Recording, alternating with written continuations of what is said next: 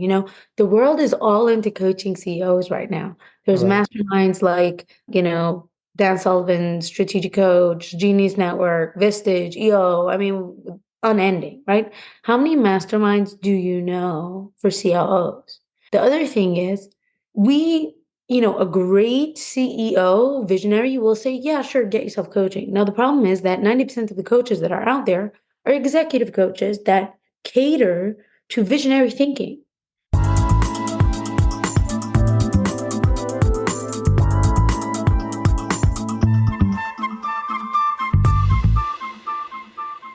Hey everyone, welcome back to the Book More Show. It's Stuart Bell here, and today I have a great guest with us, Rachel Lebowitz. Rachel, how you doing? Hi, Stuart. Thank you so much for having me. I know this is going to be fun.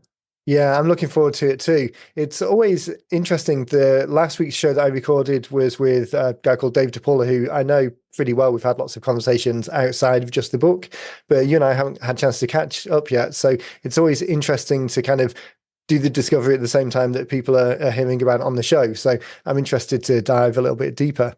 Why don't you start by giving a bit of background on you and what you do and kind of set the scene for the audience? Sure. So I grew up in a family business, in a big family. My parents owned a business, and I think I started working from the age of 10.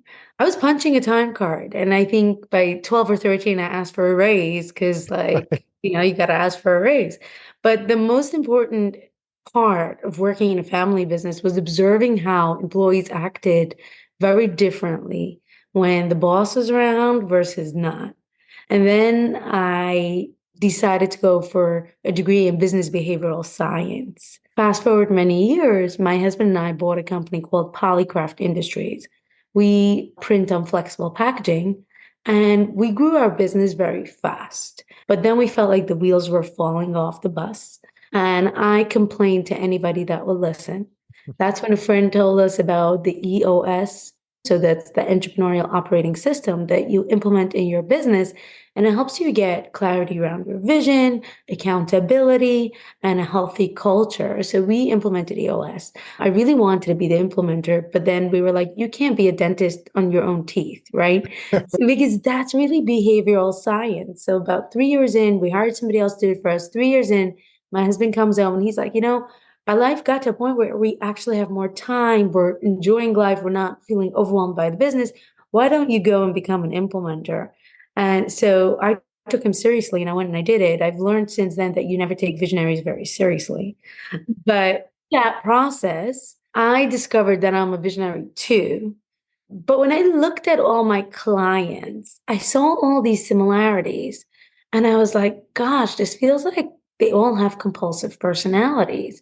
In some of the stuff that I've been doing over the years was coaching spouses of addicts in codependence recovery. So I was like, this is interesting. Those entrepreneurs seem very similar to the addicts. And then their COOs seem to be having all the traits of the spouses. Like, what's going on here? Right. I dug in there, did some research.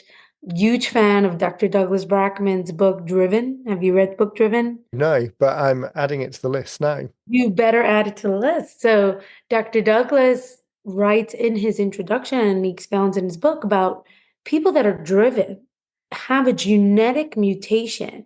It's the D2, D4 alias that's mutated, which means that their brain doesn't register dopamine hits. So they're constantly looking for more and more because they're not getting the message that they've had enough.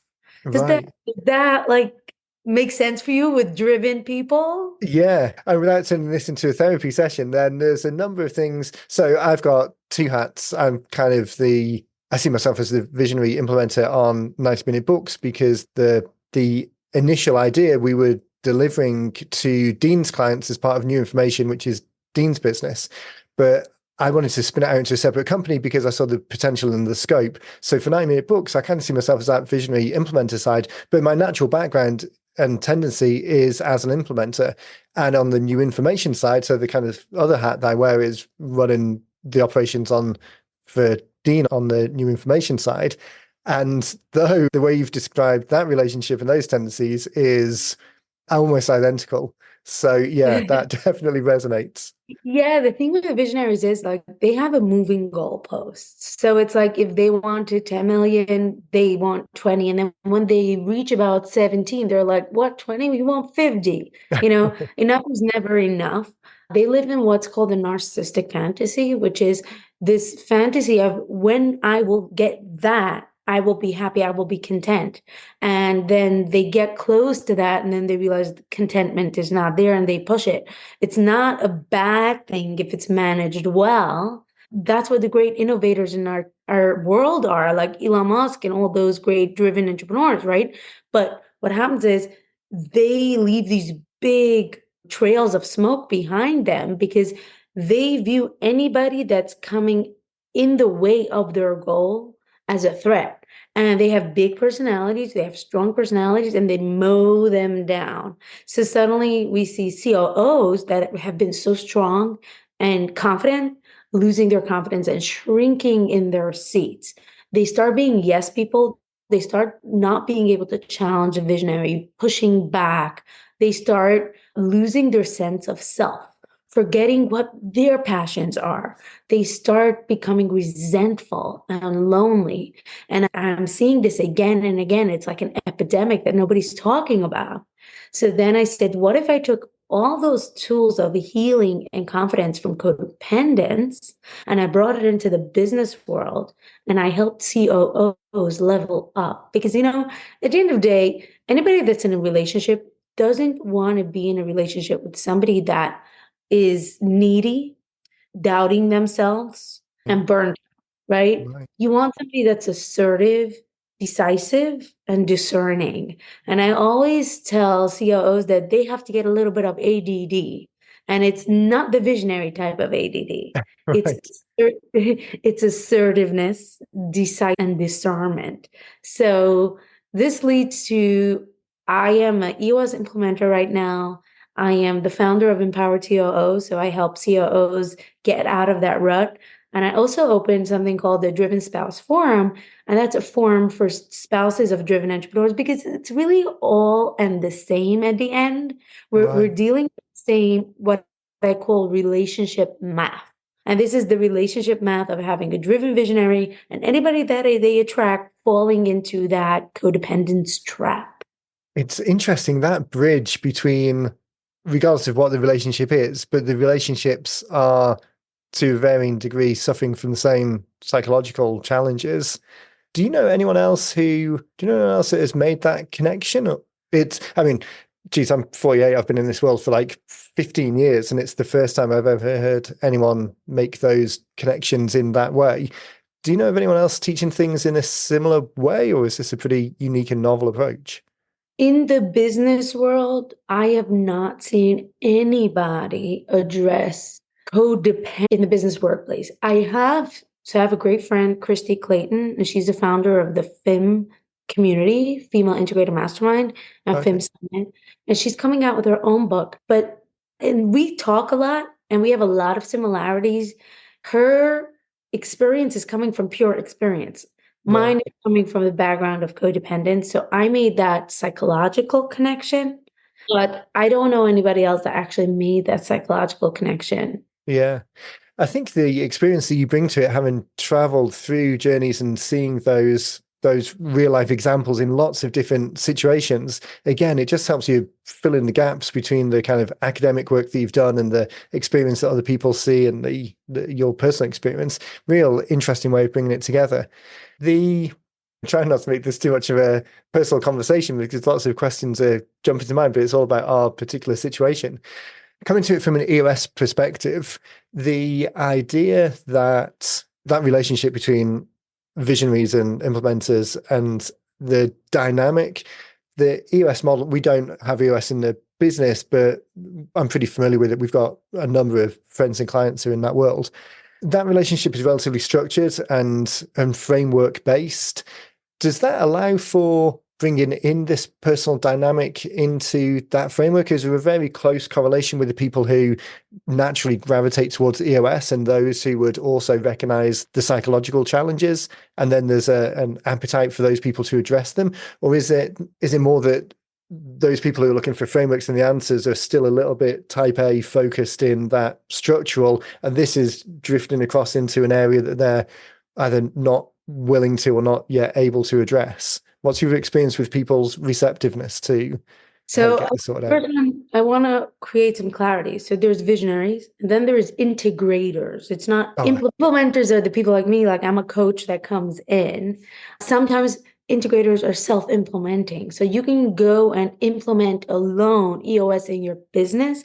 And that's usually the integrator, because the integrator, so here's what a visionary is. Visionary is founder, usually, okay? CEO drives the company vision. They have the big ideas. They have 20 ideas. 15 are most probably really bad.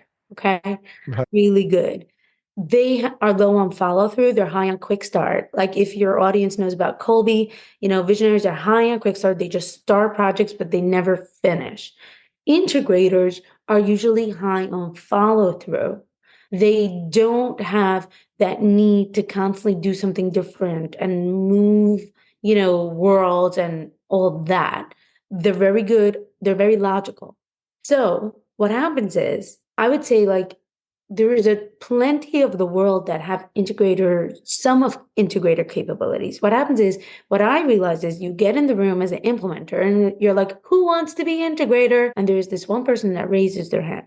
That person usually has some kind of history of enablement and codependence because nobody willingly wants to put themselves in a position right, to just like be the one to bring another vision into reality and run. And it's chaotic. So what happens is there are healthy integrators, but I think research is like only 2.5% of the world's integrators are actually healthy enough to be strong integrators. Gino Wickman and Mark C. Winters wrote the book Rocket Fuel, and they say that only 2.5% of the world qualify as integrators.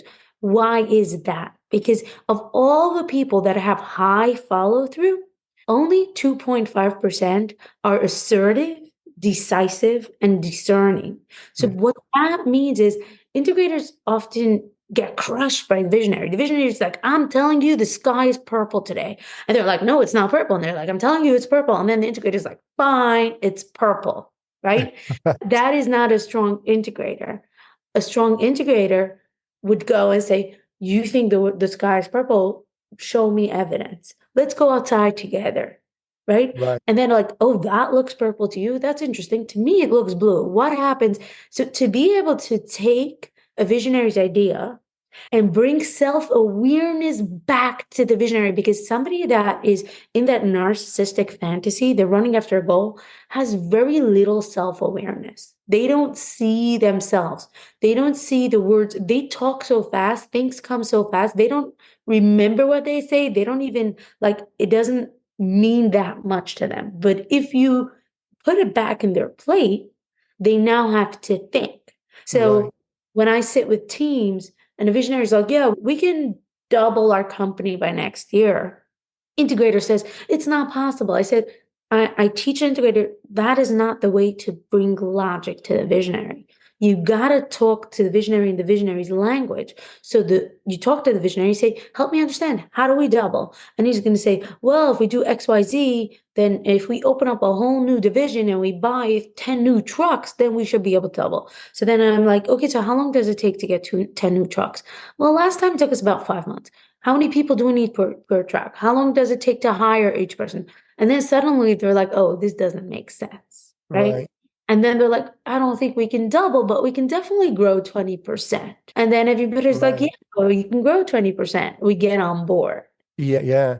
You circle around the edges of the debate to land on something that's a bit more realistic without coming across as negative. I remember that from the Rocket Fuel talking about integrators, tripping over my words, integrators being often seen as the negative person because always bringing the logic to the situation, which comes across to people who are fast moving as bringing up challenges and objections. That element, is that part of the relationship dynamic of getting to the next level deeper in their relationship and getting past it? Does that come into the Yeah. So going back to your original question, what happens is I think in companies that are not running in the US, there is so much mercury that they don't even have clear definitions of what a visionary is and what an integrator is.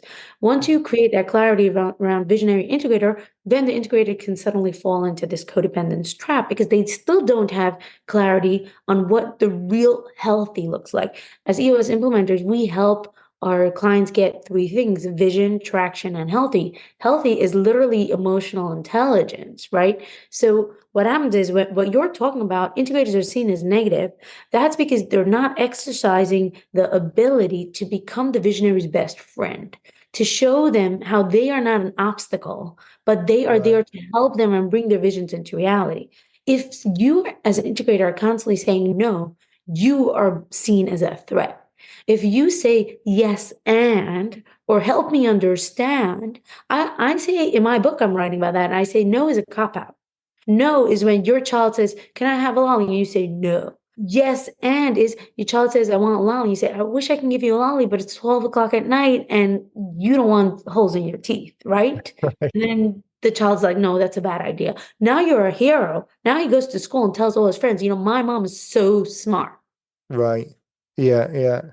That connection of the work that you do and the overlap with EOS, how much of it is a requirement for them, for your ideal client to have a founding understanding of that model? Because it's a baseline of understanding for you to then develop and help people get even more healthy. Is it, I mean, it is, but how applicable Not. is it to non-EOS people? Obviously it is, but are they just not aware of, do they not have enough understanding to appreciate the benefits? It's not a requirement at all. I have many clients that are CEOs and they don't run an EOS. They've never heard of EOS. I Right, keep it totally separate. The problem is deeper in the companies that don't have EOS, but it's still, the remedy is still the same. The issue is still the same. If you have EOS, it helps you. You're halfway there on the structure, on the company, on getting accountability. But as a relationship, it's like marriage counseling. This is right, like, it has nothing to do with EOS. EOS uses the term visionary and integrator, but in a company not running an EOS, it's first and second in command, COO, CEO, right? So COOs often feel crushed. They feel right, like, I don't have what it takes to stand back. What? Or they become so enmeshed that they have no life outside of their business, of the business, and the business is not even theirs. And then right. the business sells, and they're left without a job, no payout, and this person made millions. I've spoken to so many people around that, and that's because those COOs are forgetting about themselves, creating a vision for themselves. What do they want? So when I work with COOs, what I do is I help them learn effective communication skills. So that's assertiveness. So again, nothing to do with EOS. You can use assertiveness no matter where you are, right? Yeah, This is helping them understand what they want, establish boundaries. Boundaries is a big deal in a CEO COO relationship. Being able to understand that you cannot change the other person, and that having boundaries is a healthy thing and will help you grow the business, not taking on other people's work. So I'm seeing a lot of COOs saying yes to their leadership team. And then suddenly they're piled with a bunch of work on their desk that is beyond, beneath their unique ability, right? So I help COOs find out what their unique ability is so they understand where their strengths are so they can delegate everything else. I help right, them figure out what's their leadership style, like what type of leader do you want to be? I help them figure out how they can mitigate resentment by creating a self-care plan. Many COOs neglect themselves, their self-care. They want visionaries taking time off, going on vacations, and they're looking and they say, why can't I do that? When will I get that? Secretly, I know all the COOs listening on this will not admit that to their visionaries, but I know secretly you are thinking, you say, when will I experience that? And the answer is, who said you can't? The mm, problem is, if you believe that you need to control everything and do everything yourself and you don't delegate, you will never be able to take a day off. But I'm telling you, the best COOs take as much time off as CEOs. They just know how to do it well. They delegate, they have a sense of self. They're not threatened or afraid they'll lose their job because they know how much they their value is because they know what their unique ability is, right? So I help them level up in that way. And then when you have that, you can tap back into your gift of intuition. That's discernment. That is what an integrator has that a visionary does not have. That's the logic. That's being able to take all these ideas, separate the truth and the facts from the feelings. What's the emotional? What do we really need to do? Look at the data, match it up, and make great decisions. Those elements, do you find that there's one that stands out more than the others? Is there a commonality of people really struggling with the decisiveness around what they want, or the assertiveness element in being able to communicate it? Does it skew majoritively to one way and then there's a long tail of the other elements, or is each case really? I see two things that I see a lot is COOs falling into being passive aggressive. So there are four types of communication. There's being passive, which is like letting the world, do its thing and you're not interjecting, right? You're just sitting there. Passive aggressive is saying, I have no needs, denying your own needs and acknowledging the other person's needs, which creates resentment. When a CEO sits in a meeting and says, whatever you guys want, I don't care. And like, I guess it's me again. I guess I have to fire him. All these passive aggressive remarks are resentment that's festering. And it's a way of saying, I have no needs, you have all the needs. Now, what happens is when a gets extremely resentful, they become aggressive. And aggressive is saying, you have no needs, only I have needs. And that's when they say, well, I'm the CEO and I'm going to tell you what to do. And they say to the visionary, and sometimes I see where businesses, you can't tell who's the visionary because the COO became so controlling. Right. Because they're like, I'm the CEO, and they feel like the weight of the world is on their shoulder and they have to keep this train running and the pressure is too much for them. Or on the other hand, I see COOs turning passive and then they become like just an executive assistant. So they're just they lose their sense of self and they just do whatever their visionary wants. They have no discernment, they make no decisions. You want to take out all the money today, we'll take it out. You want to invest in somebody else? Sure. You want to hire? Sure. You want to fire? Sure. And suddenly this business is going on this train and everybody else is getting very confused and you start losing morale. Everything gets bottlenecked in the COO because we're waiting for the COO to make a move. And they become very slow at making moves because they're doubting themselves. The best form of communication is assertiveness. Assertiveness is acknowledging the other person's need and your own need, and then staying centered and doing what's best for the situation. The situation is the greater good of the company. Now, if you're not running an EOS, you don't know what the greater good of the company is. Maybe you've never Right. sat and created a VTO, right? But you can still have that conversation. So when your visionary says, I want to take out X amount of money because I want to do that, you look at them and you say, I hear you. And that's most probably very important to you. But where we're standing right now, if you take out that money, we won't have payroll. Do you still want to do that? And I'm Right. concerned about that. I'm concerned about my people. I'm concerned about my own paycheck. Now that visionary can make a better decision because it's depersonalized. It's acknowledging it. Most people are looking for validation. That's the only thing they are looking for, right? The problem with COOs is, by the way, and I'm going off tangent here, is that COOs are looking for external validations. We're wired that way. Why? Because when COOs tell me this all the time, they only feel that they had a good day or they're doing a job well done if the visionary tells them so. Their validation and their self-assurance depends on what their visionary communicates. So if the visionary gave them a compliment that day, they're high. If the visionary is angry because their wife yelled at them and they came into work, then now the CEO is in a bad mood. And what I teach those CEOs is you can't let the visionary be your puppeteer. That's how I complete the book. And I say, who's your puppeteer? Because you need to know your self-worth. You need to know that you're doing a good job, no matter on which wavelength the visionary is today.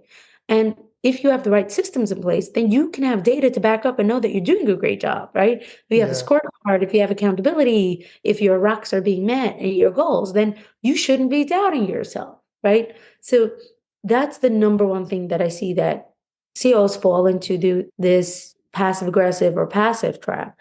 The second thing is that I see them trying to preempt situations, trying to solve people's problems before they even have a problem. They feel that they must anticipate people's needs and that they have to solve other people's problems. And the truth is, a real COO teaches a person how to fish instead of giving them a fish. They're a Right. great teacher. So they never solve their people's problems. They just ask the right questions. So what I do with my clients is I sometimes put them on a word diet, I call it. And that is, I give them a challenge that they can, for the next X amount of time, and they pick one person to practice with, or maybe we decide on what the framework is. They can only ask questions and they cannot give answers. They cannot give solutions. And that's when they really have to get good at asking good questions, because you got to get the other person to come up with an answer themselves. And when somebody comes out up with their own solution, you create buy-in, right? So Right. it's not the integrator telling you what to do. You came up with this, so you're more than happy to do that. My son's principal has this policy that when kids fight or anybody gets into trouble, he calls them into their office and he asks them, what do you think your punishment should be? So if a child chooses attention, he's not going to protest against it because he chose his punishment. Right. Like you said, there's buy-in to the outcome. Exactly. Well, my kid says, well, I think I shouldn't get a punishment. So then the principal says, well, how am I supposed to let you go back to class? Or what am I supposed to say to the other child now that feels very hurt? Right. So then he says, well, then I guess I need to say I'm sorry. Right. Ah, So, so that, so yeah, he got from him what he needed yeah, because he stood on asking questions. right. That kind of drilling down to the real meaningful difference, the outcome or the solution that really makes a difference. And it's not just a surface level punishment or a quick answer to a problem and then move on to the next thing. That's getting down to the real difference, which comes from asking questions, is a pretty big difference maker. What am I trying to ask? The idea that COOs have this discerning element that makes them good for the job in the first place, but a lot of that discernment, as you said, only 2.5% of them are effective or healthy as they could be. So a lot of that discernment maybe comes from discerning the answer to a problem rather than discerning the questions to get to an answer. So I think there is, as you said, a tendency to fix it yourself and not delegate as much as you could do. How much of It's misplaced discernment. And what happens is when COOs learn how to recalibrate that, they are less stressed out and used up and burnt out because it takes much more effort to come up with ideas than to ask great questions. And right, most COOs are so burnt out because they're doing everybody's work. So you're doing less of the heavy lifting because right, you don't have to follow through because you're not the one that came up with the idea. yeah. And going back to the example of the kids and the kids fighting, the people had bought into the solution because it's their idea. It is such a short termism, thinking it's the quicker route to just give the idea and fix the problem and move on. But it's interesting your take on it that it's just a different skill, the skill of answering the questions and the skill of asking the right questions. Someone with a tendency to discernment could do both. It's just the default, the path that's kind of built into our brains is to do the answering rather than the asking. As I say, it's always a risk of this turning into a therapy session rather than sharing the ideas with the rest of the audience. But this is fascinating. In part, I think, because it's just hitting home and resonating personally as we're talking about it, but also this idea that there's small tweaks to the way that you work can lead to such greater outcomes, and that kind of pivot point and ending up in a much better situation. Many of the COOs that you work with, so as you mentioned, not all of them, or even a small part of them, are EOS, where the Visionaries bought in as well. For the COOs that you're working with, is there any conflict with the Visionary in that relationship? Is there a concern that the COOs are trying to do something that's at odds if the Visionary is comfortable with how it is in the moment because they're ticking along and working the way that they've worked? Is there a barrier to get started with the COOs who work with because of the environment that they're in? Do they need to put on their big boy, big girl pants and decide that this is something that they need to address before they actually get started? So sometimes it's a two-part sale. Sometimes it's the COO comes and they're strong enough and they have a healthy enough relationship to that the CEO acknowledges that the CEO could use coaching. The world is all into coaching CEOs right now. There's Right. masterminds like, Dan Sullivan, Strategic Coach, Genius Network, Vistage, EO. I mean, unending, right? How many masterminds do you know for COOs? The other thing is, we a great CEO, visionary, will say, yeah, sure, get yourself coaching. Now, the problem is that 90% of the coaches that are out there are executive coaches that cater to visionary thinking.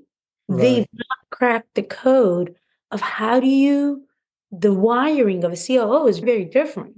Now, when you take a COO, and I've spoken to many COOs that went to the wrong coaches, it's like when spouses of addicts went to addiction specialists and they sat Right. and they're like, you don't get me. This is not my problem. I don't want to be amped up more. I am just like looking for a boost of self confidence. Most visionaries don't need a boost of self confidence in that way, right? Right. And most visionaries didn't lose their sense of self because they've built huge businesses around their sense of self. They take their mission statement and they hire 500 people around it, right? COOs lose their sense of self. And to be able to coach a COO, you need to understand their wiring. So I don't know really how many COO coaches are out there that are actually specialists in this and understand the wiring and are qualified to do this coaching. So when a COO reaches out to me, they've usually already had the conversation. If not, I offer to get on a conversation with a visionary, and I use the tools that I teach my COO clients, which is talking to visionaries in their language, Right. showing them the win, showing them how they will benefit from having a stronger, more assertive COO. And if they are adamant to this, if they are threatened by their COO leveling up, I just look at the COO and I tell them, now you know. Right. Yeah. So like, what do Yeah. you want to do? Yeah, right. There's no avoidance of what the situation is. The choice is then stark and in front of you. Either continue, but it's not going to change. It's Right. It's like staying in a marriage where one spouse doesn't want to go for therapy. So right. you ask your spouse to go for therapy, your spouse says no. What are your choices? Either you tolerate it or you leave. And I'm like, now you know. Now the good thing is if you work with me, I can help you find your unique ability and strengthen your confidence so that you feel confident enough to leave and go somewhere else Right. because you know what you're worth. Yeah. Yeah. And which that is a resolution as well. I mean, getting past whatever elements are keeping you in a bad situation, whether it's in the marriage sense or in the business sense, it's still an awareness. And if the only thing that you've got control over is you making those changes, whatever the outcome is, it's still changes for the better. Sometimes when we're talking to people about the idea of creating a book as a lead generation tool or as a business building tool, it's that there isn't unique ideas. People get a bit hung up on this idea of needing to create something absolutely unique to put out there. But oftentimes, a financial advisor, for example, there's not too many completely unique schemes that can be set up. It's a relatively fixed framework. You're at the opposite end of the spectrum, bringing together this relatively unique idea in the way that you're bringing it together as the jumping off point for the conversation is that this information doesn't exist out there in the world in this way. So that's obviously the purpose for bringing it together. But the idea of using the book as to introduce the idea to more people, did you come to the book project knowing that you wanted to use it in a particular way? Or was it a case of here's the ideas that are in different places in the way that I work? I wanted to bring them together and then see how to use it. Was it a capture the ideas first or a definite way of using it first? Oh, that's a good question. So I wanted to write this book for a while. And because I'm a visionary at heart, my follow through is not very high. So I just kept on starting, stopping. And then I read Diane Sullivan's book, The Four C's, and he mentioned I'm in the book. And I was like, oh, shoot, I don't have to do it myself. That's awesome. I ended up doing this transcript and then rewriting the whole book. Right. But it gave me a framework. It gave me a really good it was that start. I always like my website. I told my website designer, when you give me a Word document that has words on it, I can't see what this is going to be. I said, put anything up, publish it. I'll look at Right. it and I'll tell you how I want to change it. Yeah. So the idea of this book was literally to do like a tell all and give and put this information out there in the world.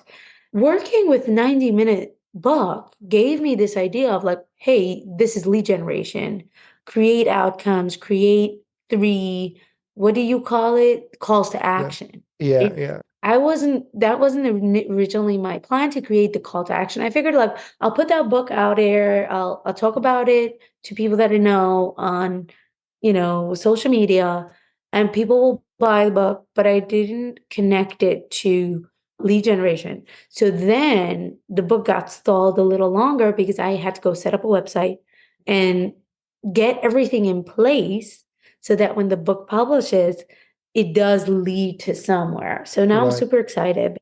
I set up a website. I'm working on a course, a self-paced course that you can take online, workshops, one-on-one coaching, which is really exciting. So I really appreciate that you guys pushed for that angle. Right.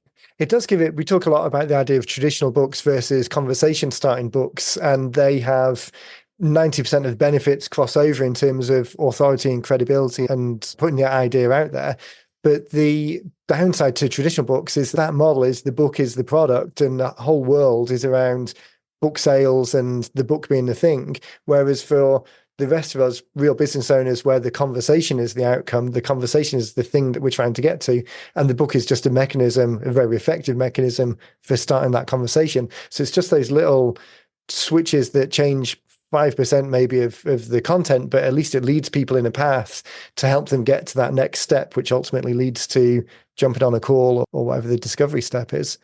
Yeah, it totally changed for me because I'm not planning to make any money off the book, I think, because what I'm going to do is print a bunch of copies, put them into pretty boxes, and ship them to people.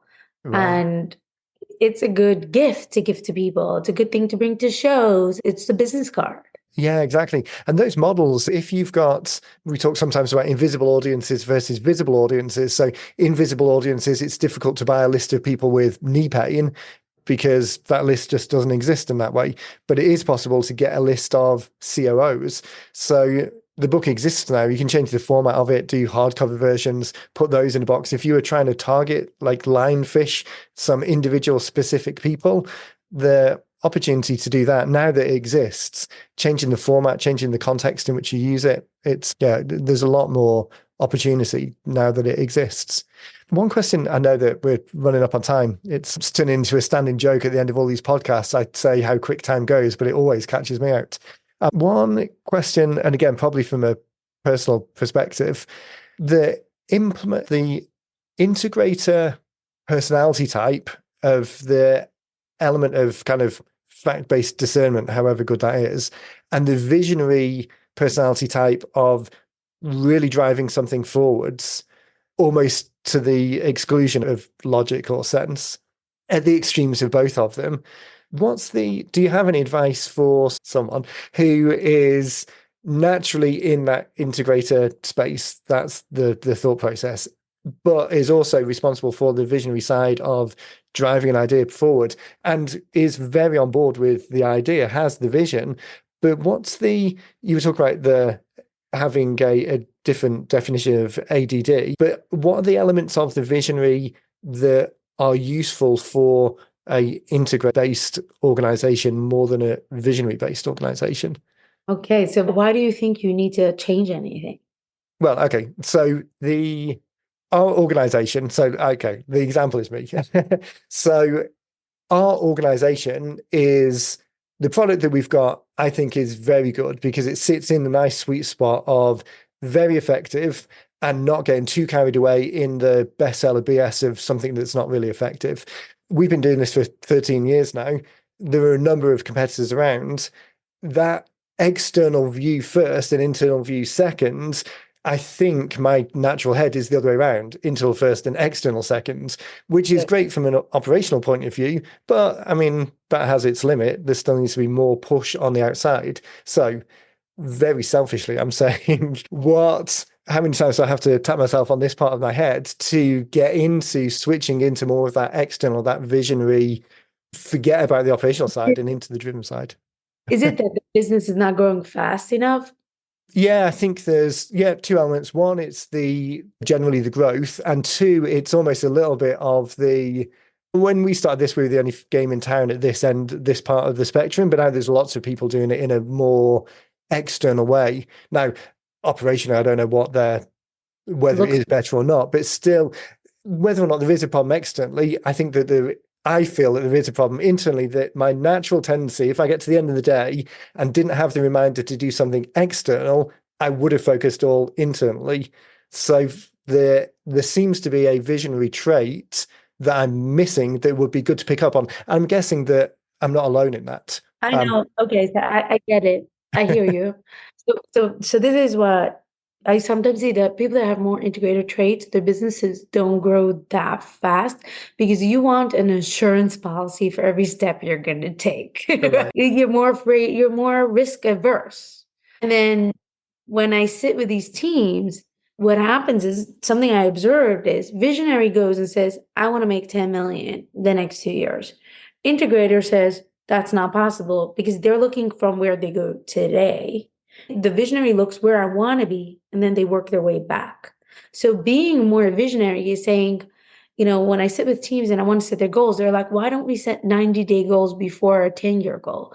Because then I said, because that's when you want to go to Florida, you might end up in Canada, right? right, If you sit down, I say, what's that ultimate goal? What do I want? And don't get distracted by what others, by shoulds and coulds, like what other people want for you. It sounds like you're stuck in that typical COO space where you're worried about what other people want for you instead of what you really want for yourself. And right, maybe you are perfectly okay with a type A kind of business. You're just feeling, well, I don't know what the word is, but you're feeling like, oh, I should be doing X because everybody is doing X, right? So asking yourself, what do I truly want? What does that look like in 10 years? And then saying, what do I need to do today to get there?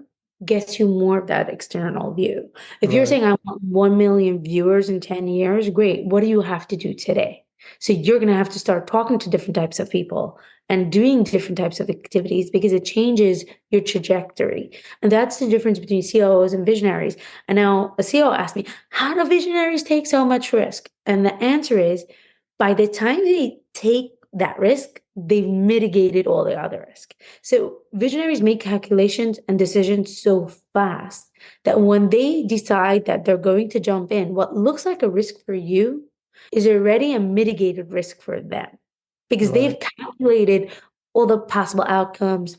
They've decided that they are okay with taking that leap. Like if they take a $10 million risk, they've calculated how they're going to lose it, how they're going to make it back, what's going to happen if they lose the 10 million. They're sitting with it. They're okay to lose the 10 million versus a CEO thinks of taking a $10 million risk. They think they're going to die, right? right.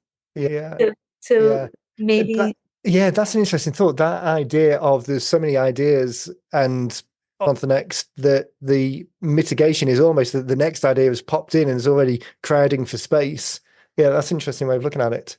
This has been fantastic, really, again, personally, and I think the people who are on the list that we send the email notification out to, there's a big crossover between this cohort of people. So I think this unique idea and way of thinking about it, no matter which side of the visionary integrated fence they are, or even if those words don't mean anything, but still the setup in the organization, whether they're a real estate agent who's responsible for their own book or in a larger organization, there's still elements of this I think are really going to resonate. I want to make sure that people can find out more about you and the book, and what's a good place for people to head over to find out more. so they can go to www.empoweredco.com and all the information is on there. They can find me on LinkedIn. Fantastic. Make sure that we put all of the links to the places in the show notes. So as people are listening on, they'll be in the podcast player, or if people are on the website, there'll be a link there. It'd be great to circle back in a few months and see how the books go and the reception once it kind of comes to that join together and finalize what the reception is out there, because I think it's going to be really kind of game changing for a lot of people. So if you're up for it, it'd be really great to get back later in the year. Yeah, I created an online free assessment that will show you on a scale of being empowered, visionaries on the positive side, integrators on the negative side. The assessment is for integrators, it's from -5 to -0. So -5 is very enmeshed, very codependent. -0 is center focused, self, situation focused. I've been talking about it a little bit. I've got a lot of people that have already taken the assessment. So people are waiting for the book to come out. I'm just a Right. stickler and I wanted it to be perfect. So I'm putting the last finishing touches and hopefully it'll be out in the next few weeks. Yeah. And that's the thing. I mean, that's the other good thing about this model is guaranteed in 2 months' time you'll see something else that you want to change. And from the feedback that you get, there might be some deeper diving and elaboration that you want to put in there based on that feedback. But at least that's an option here, and you can make all of those changes at any point in the future. But I know what you mean about wanting to get that first one out of the gate as good as possible. Rachel, really appreciate the time. Everyone listening, I'll put the links in the show notes to the website and Rachel's LinkedIn page. So definitely follow across there. And then, yeah, we'll circle back in a few months and see where it's landing for people. Thank you so much, Stuart, for having me. This was a blast. Fantastic. Thanks, Rachel. Thanks, everyone, for listening. We'll catch you in the next one.